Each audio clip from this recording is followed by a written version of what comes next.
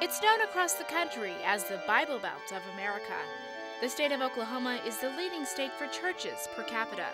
And just as it seems a Starbucks coffee shop can be found on every corner these days, same goes with churches across Oklahoma.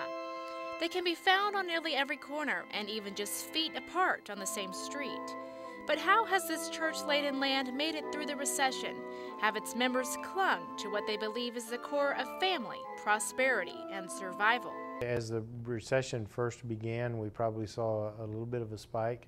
As part of the Southern Baptist Conference, the largest religious affiliation in the state, Roy Ham of First Baptist Church in Norman says the increase is not surprising in times of need.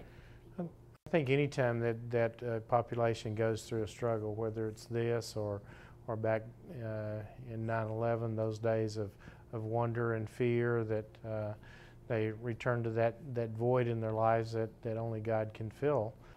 And church attendance isn't up at just First Baptist Church of Norman, but across the state as a whole.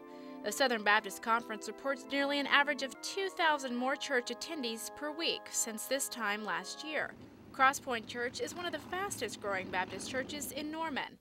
And although donations per family have dropped for the church in the last year, attendance has skyrocketed. When things are really uncertain, people seem to kind of remember their religion, so to speak, and come back. And I think the same thing has happened here due to the economic crisis. Crosspoint Church is not only growing by the numbers, but has been able to expand its facilities, adding this new youth center complete with a skate park.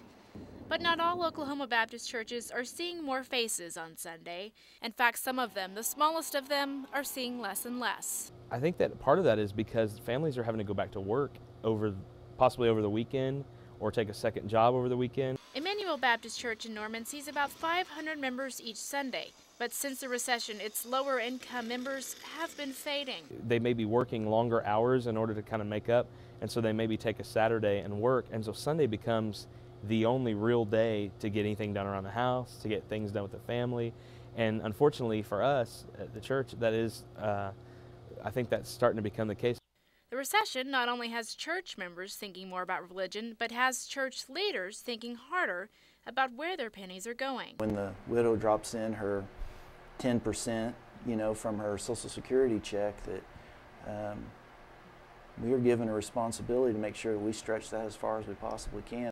Church leaders say they expect attendance to level when the recession ends, but just how long that will be is still a mystery to most Oklahomans. Reporting in Norman, I'm Shannon Miller.